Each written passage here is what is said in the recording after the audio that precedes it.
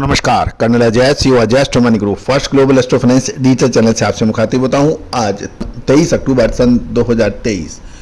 दोस्तों, Ajay astro money group विश्व का पहला चैनल है जो 42 कमोडिटीज 5 मार्केट पर लगातार अपडेट और विश्लेषण आप तक प्रस्तुत करते हैं।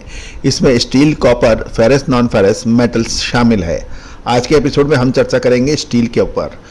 खबर इसमें महत्वपूर्ण खबरें, साथ साथ आने वाले 2 से 3 या 4 दिन के अंदर स्टील की क्या संभावना है, इसके ऊपर चर्चा करेंगे। दोस्तों, सबसे पहले तो एक इम्पॉर्टेंट खबर निकल के आ रही है कि Indian government of ministry of steel ने एक सर्कुलर जारी किया है। उसमें ये कहा गया है कि ऑल स्टील इंपोर्टर्स को एक हिदायत दी गई है कि सभी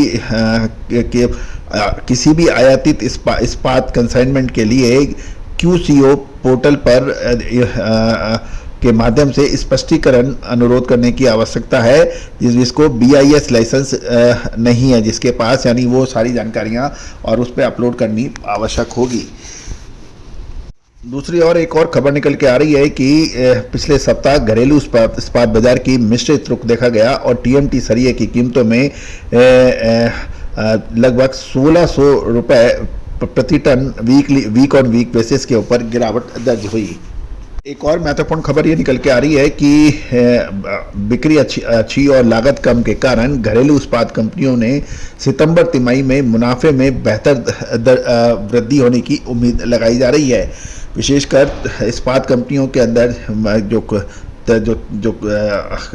क्वार्टरली रिजल्ट्स हैं उनके अच्छे आने की उम्मीद बन गई है। एक और महत्वपूर्ण सूचना के अनुसार टाटा स्टील ने लुधियाना में 2600 करोड़ रुपए के इन्वेस्टमेंट के साथ अपनी कम कार्बन स्टील परियोजना का निर्माण शुरू कर दिया है और इस प्रोजेक्ट को मार्च 2025 तक चालू होने की संभावना नजर आ रही है। खबर चीन से भी निकल के आ रही है कि आयरन और के उत्पादन और कटौती की उम्मीद के कारण 20 अक्टूबर को चीन में लोहे अयस्क की बारीक हाजिर कीमतों में 330 रुपये प्रति टन की गिरावट के समाचार मिल रहे हैं। साथ साथ ये भी खबर निकल के आ रही है कि भारतीय सेमी फिनिश यानी स्पंज आयरन और बिलेट सहित सेकेंडरी TMT बाजार में के भावों में ज़्यादा वॉलेटिलिटी देखी जा रही है और कीमतों में 200 रुपये से 600 रुपये प्रति टन के बीच में गिरावट दर्ज हो रही है।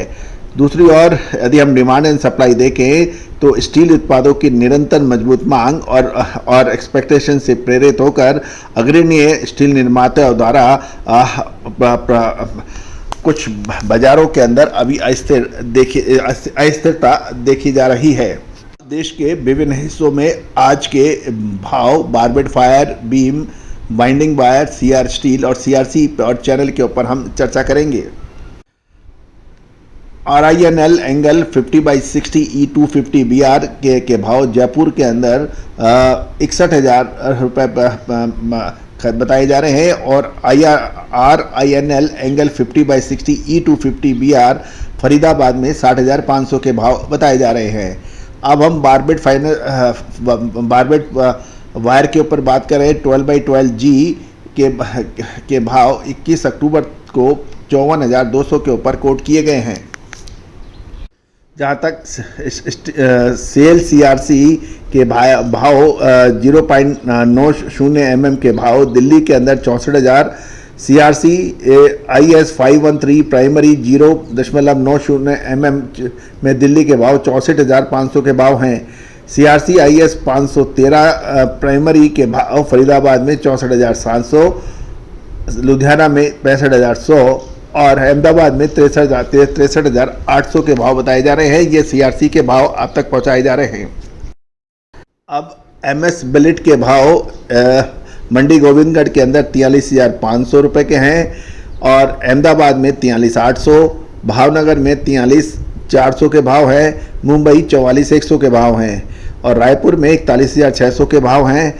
रायगढ़ के अंदर 41,000 के भाव बताए जा रहे हैं। सुंदरगढ़ के अंदर 40,800 के भाव बताए जा रहे हैं।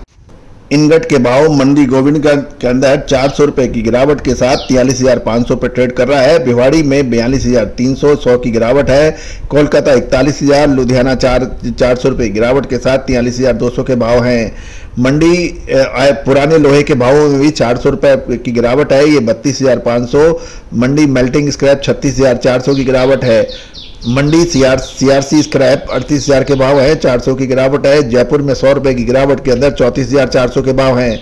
एमएस ब्लेट के अंदर भी गिरावट देखी जा रही है। दोस्तों आने वाले 2 से 3 दिन के अंदर स्टील के भावों में गिरावट की संभावना बन सकती है, तो अतिरिक्त सावधानी रखनी अपेक्षित है। दोस्तों आपको हमारे चैनल कैसा लगता है अपनी राय अवश्य दीजिएगा। साथ साथ चैनल को यदि आपने सब्सक्राइब नहीं किया है तो उसको सब्सक्राइब करना बिल्कुल ना भूलें। All the very best, good luck, happy trading.